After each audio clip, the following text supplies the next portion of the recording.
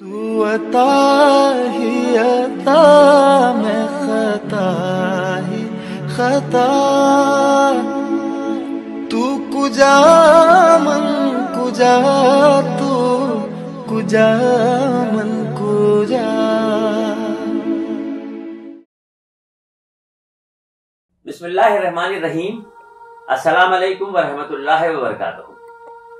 دنیا اور دین نام کے اس خاص پروگرام میں ادھر کئی ایپیسوڈ میں آپ نے دیکھا کہ نماز اور اذان کے تعلق سے ان دونوں موضوع پہ کچھ نہ کچھ گفتگو ہوئی. نماز کے لیے مفتی صاحب نے کافی کچھ بتایا اور ابھی بہت کچھ ایسا ہے جو مفتی صاحب کے ساتھ بیٹھ کے بات آپ تک پہنچانی ہے.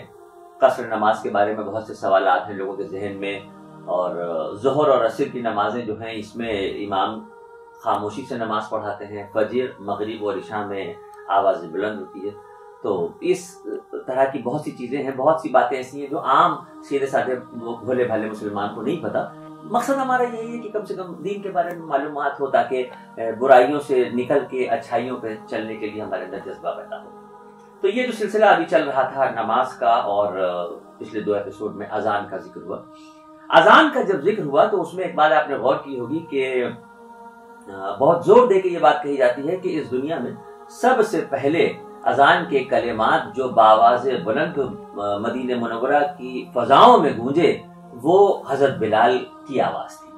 یعنی حضرت بلال رضی اللہ تعالیٰ عنہ وہ مقدس صحابی ہیں جن کے قسمت میں یہ بلندیاں آئیں، جنہیں یہ شرف حاصل ہوا کہ انہوں نے اللہ کے نبی سرکار دو صلی اللہ علیہ وسلم کے حکم پہ مدینہ منورہ میں مسجد نبوی کی دیوار پہ کھڑے ہو کے اذان دی اور فتح مکہ کے موقع پر کعبۃ اللہ کی چھت پہ چڑھ کے اذان دی. اب ظاہر سی بات ہے کہ کیا شخصیت ہوگی، کیا عظمتیں ہوں گی، کیا برکتیں ہوں گی. بلکہ میں تو یہ کہتا ہوں کہ حضرت بلال کے دل میں اللہ کے نبی کے لیے جو محبت تھی، اللہ کی وحدانیت جو ان کے دل میں تھی، اس کی ایک پرت بھی اگر ایک ذرا سا بھی ذرہ بھی ہم لوگوں کے اوپر پڑ جائے تو شاید ہمارے نصیب جاگ اٹھے. مجھے لگا کہ بہت اہم موضوع ہے اور بہت امپورٹنٹ سبجیکٹ ہے، تو اس بات کی وضاحت ضرور ہم کریں گے کہ کبھی کبھی ہم کچھ چیزوں میں بدگمان ہو کے بہت غلط فیصلے کر لیتے ہیں اور غلط باتیں سوچ لیتے ہیں. جیسے دیکھیے، میرا ہمیشہ سے اصول رہا کہ میں کوشش یہ کرتا ہوں کہ بات کو اگر مثال دے کے کی جائے تو جلدی سمجھ میں آتی ہے. مثال کے طور پہ کوئی شخص آپ کے نظر کے سامنے کھڑا ہوا پانی پی رہا ہے. آپ نے دیکھا کہ ایک شخص جو ہے وہ کھڑے ہو کے پانی پی رہا ہے.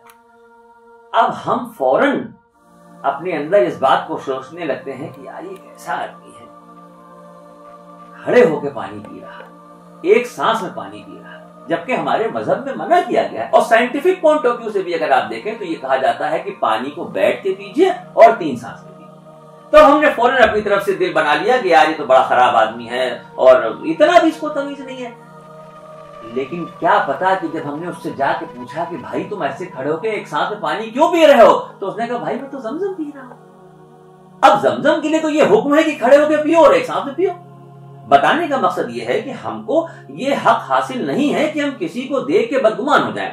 بھائی اذان کے بارے میں ہمارے آقا نبی کریم سرور کونین سرکار دو عالم صلی اللہ علیہ وسلم نے ارشاد فرمایا کہ اذان دینے والے کا چہرہ چمک رہا ہوگا حشر کے میدان میں اور اس کی گردن اٹھی ہوئی ہوگی. ایک الگ مقام ہوگا، ایک الگ مرتبہ ہوگا. کیا سوچیے کیا فضیلت ہوگی اذان دینے والے کی.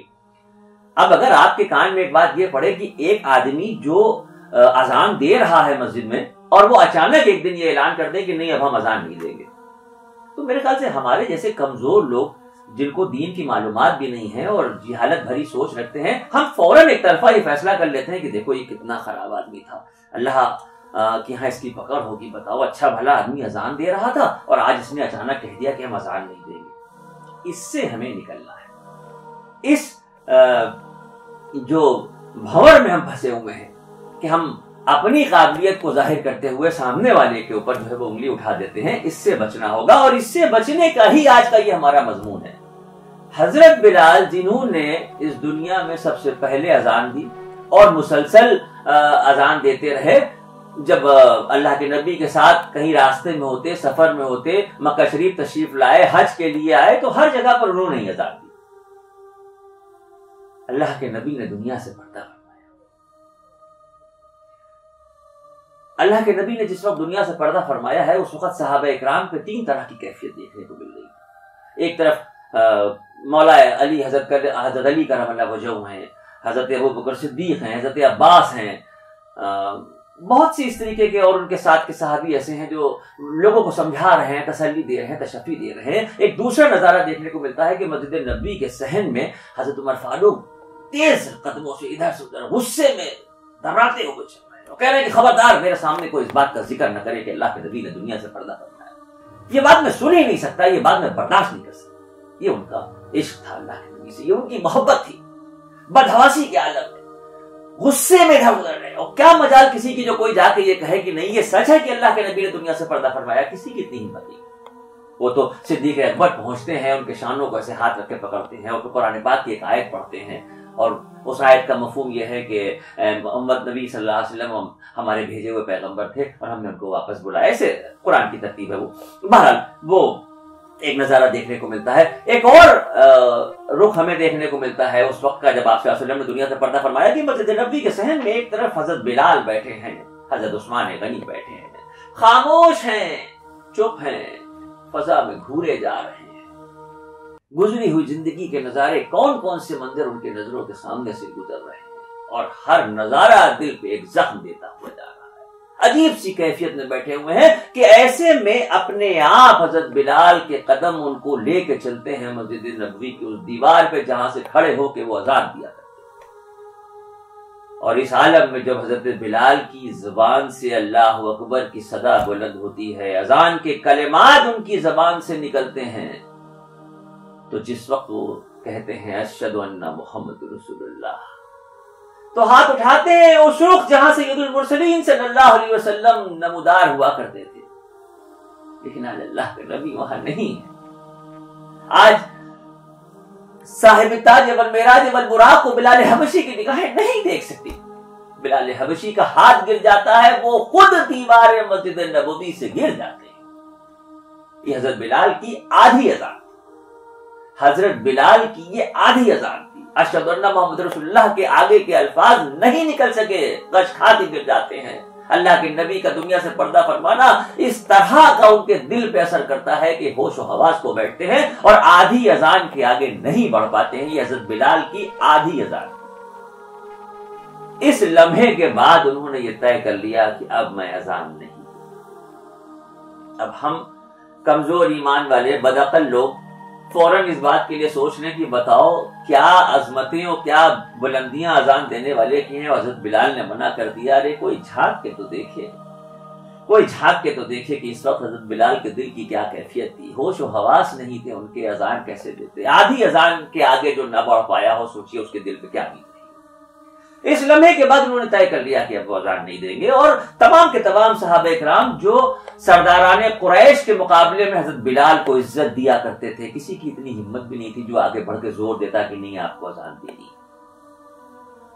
2.5 برس کا عرصہ گزرا صدیق اکبر کی خلافت کا، اور اس 2.5 برس کے عرصے میں حضرت بلال نے کئی بار چاہا، کئی بار خوشامد کی اور ان سے کہا کہ ہمیں مدینے میں اب نہیں رہا جاتا۔ مدینے کی سڑکوں میں جس طرف نکلتے ہیں اللہ کے نبی کے ساتھ گزرا ہوا ایک ایک لمحہ ہمیں یاد آتا ہے اور دل پہ ایک ایک خنجر کی طرح سے زخم دے کے جاتا ہے۔ مجھ سے مدینے میں اب نہیں رہا جاتا ہے۔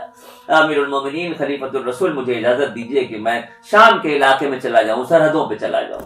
لیکن حضرت ابوبکر ان کو ہمیشہ روکتے ہیں، کیونکہ حضرت ابوبکر کے دل میں ان کے لیے ایک الگ مقام تھا۔ آج کی زبان میں آپ یہ کہہ سکتے ہیں کہ حضرت ابوبکر کی جو اس وقت کی پوری یہ انصاف کرنے اور تمام قانون کے ساتھ جو لابی تھی، اس میں ایک کیبنٹ منسٹر کا جیسا درجہ حضرت بلال کا تھا۔ 2.5 برس کے عرصے کے بعد جب حضرت ابوبکر دنیا سے پردہ فرماتے ہیں اور حضرت عمر فاروق امیر المومنین بنتے ہیں، تو چونکہ حضرت عمر فاروق ہمیشہ سے حضرت بلال کی بہت عزت کیا کرتے تھے، اس لیے بات تھوڑی لمبی ہو جائے گی، اس لیے کہ حضرت عمر نے جس دن اسلام قبول کیا ہے، جس دن حضرت عمر مکی زندگی میں اللہ کے نبی سے پہلی مرتبہ ملنے کے لیے دار ارقم کے مکان کی طرف آئے ہیں، تو اس وقت مشرکین مکہ کے سردار حضرت عمر فاروق، جنہوں نے اس وقت تک اسلام قبول نہیں کیا تھا، ان کو مکے میں داموں بکے ہوئے غلام حضرت بلال پروٹوکول کی حیثیت دروازے پہ کھڑے ہو کے روک دیتے ہیں کہ آپ رکیے، پہلے میں اللہ کے نبی سے پوچھ کے آتا ہوں۔ لمبی واقعات ہے، لمبا داستان ہے۔ لہذا حضرت عمر نے ہمیشہ میرے سردار کہہ کے بلایا۔ جب حضرت بلال نے حضرت عمر سے خواہش ظاہر کی، خوشامد کی کہ مجھے مدینے سے باہر بھیج دیجیے، مجھے نہیں رہا جا سکتا، میں بہت جس طرف سے نکلتا ہوں، رات ہو یا دن ہو، سویرا ہو یا شام ہو، دن کا اجالا ہو یا رات کا اندھیرا ہو، مجھے اللہ کے نبی کے ساتھ کا گزرا ہوا ایک ایک لمحہ ہر طرف نظاروں کی شکل میں دکھائی دیتا ہے۔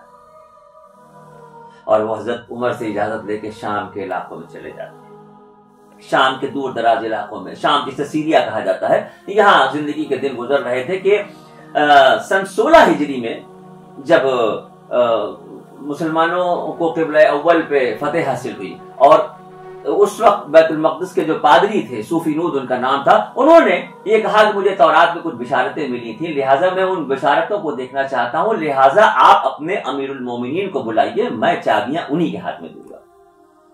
سن 16 ہجری میں جب حضرت عمر فاروق رضی اللہ تعالیٰ عنہ جب جامعہ پہنچے، بیت المقدس کی چابیاں لیں، تمام کے تمام اس وقت وہاں پر جو الگ الگ سردار تھے، خالد بن ولید رضی اللہ عنہ تھے، ابو عبیدہ ابن جراح تھے، سعد بن وقاص تھے، عمر ابن ابو العاص تھے، یہ سب وہاں موجود تھے۔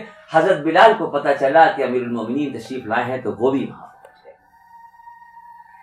حضرت عمر نے صوفی نود سے بیت المقدس کی چابیاں لی، اور چابیاں لینے کے بعد اچانک ان کے دل میں خیال آیا، اور انہوں نے بہت ہی ادب اور احترام سے حضرت بلال کی طرف دیکھا اور کہا کہ میرے سردار،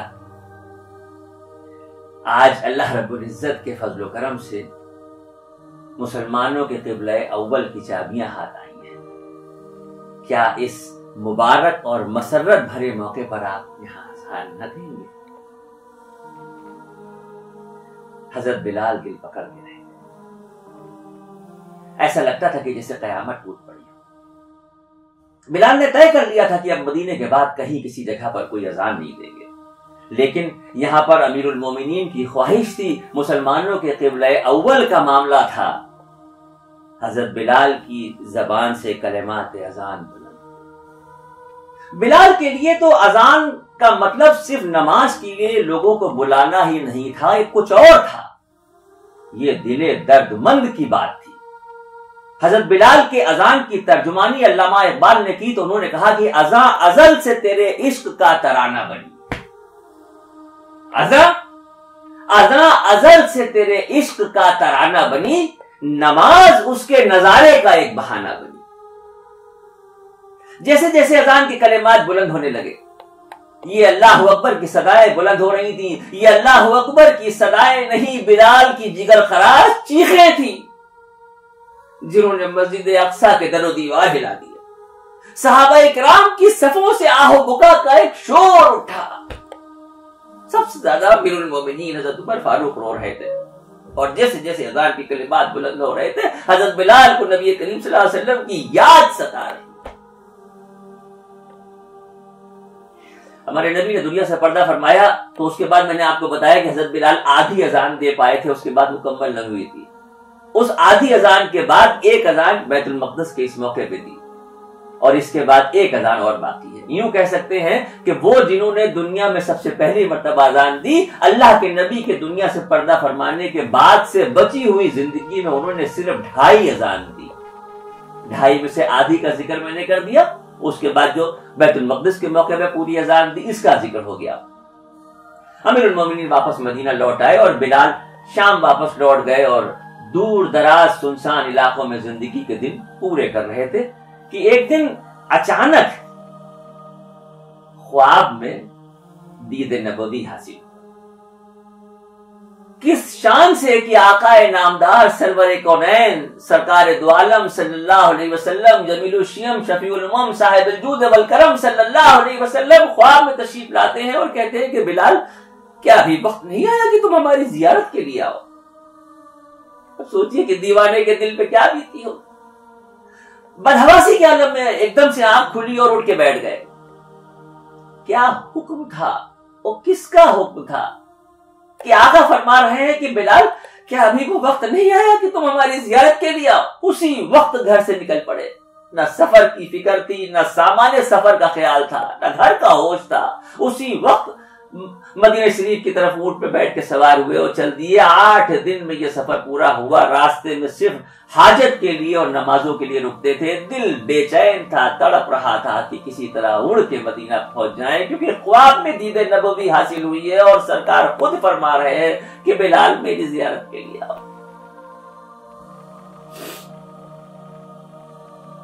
دیار نبی کی فضائیں انہیں یاد کر رہی ہیں. احد کی چوٹی انہیں آواز دے رہی, مدینے کے نقلستان انہیں بلا رہے تھے. صلا کی پہاڑی ان کے دیدار کو بے قرار تھی. بوجھل بوجھل قدموں سے مؤذن بارگاہ نبوی آستان نبوی پہ پہنچتے ہیں. آنسو تھے کہ تھمتے نہ تھے. دل تھا کہ شوق دید سے بے قرار تھا. یہاں پہنچے تو حضرت عائشہ کے حجرے سے لگ کے کھڑے ہو گئے اور زارو قطار روتے رہے. زارو قطار حجرے کی دیوار سے مل کے روتے رہے اور پھر کچھ دیر کے بعد موقع ملا تو آپ صلی اللہ علیہ وسلم کے روزے پہ حاضری دی. اس طریقے سے جھک کے قدم بوسی کے لیے جھکے.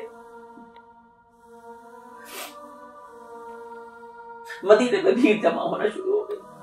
تمام لوگ مدینے کے جو تھے وہ حضرت بلال کو دیکھ کے آ گئے, ان کو سننے کے لیے آ گئے, ان کو دیکھنے کے لیے آ گئے. ایک روایت سے پتہ چلتا ہے کہ اس وقت حضرت امام حسن علیہ السلام اور حضرت امام حسین علیہ السلام بھی وہاں تشریف لے آئے. انہوں نے دیکھا کہ بلال ہے تو کہا کہ بلال, جو آواز نانا جان کو پسند تھی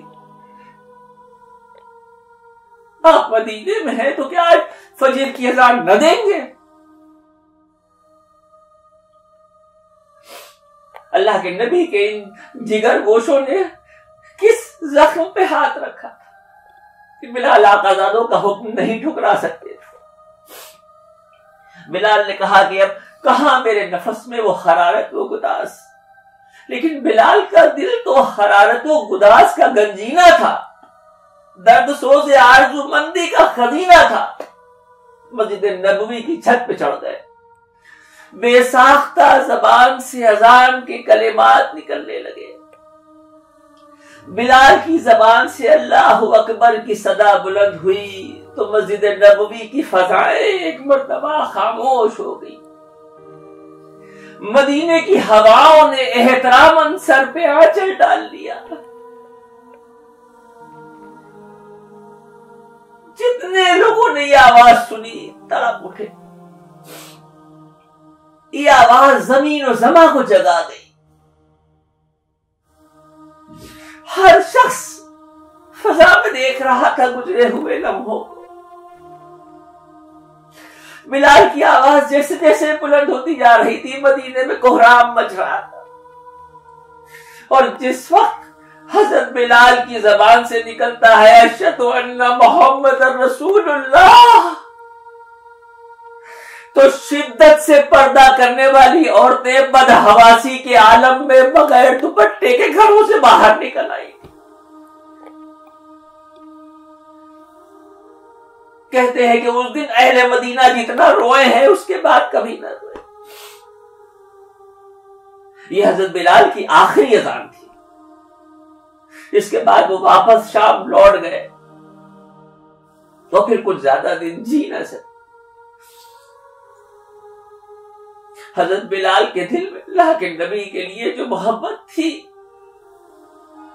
بارگاہ خدا بندی میں دعا کرتے ہیں کہ اس محبت کی ایک ہلکی سی پرت بھی اگر ہمارے اوپر پڑ جائے تو ہمارے نصیب جاگ اٹھے. اے اللہ, تیری وحدانیت کا خیال اور تیرے نبی کی محبت ہمیشہ دل میں قائم رہے. سبحان ربک رب العزت عما یصفون وسلام علی المرسلین والحمد للہ رب العالمین. لا الہ الا اللہ محمد رسول اللہ. السلام علیکم ورحمۃ اللہ وبرکاتہ.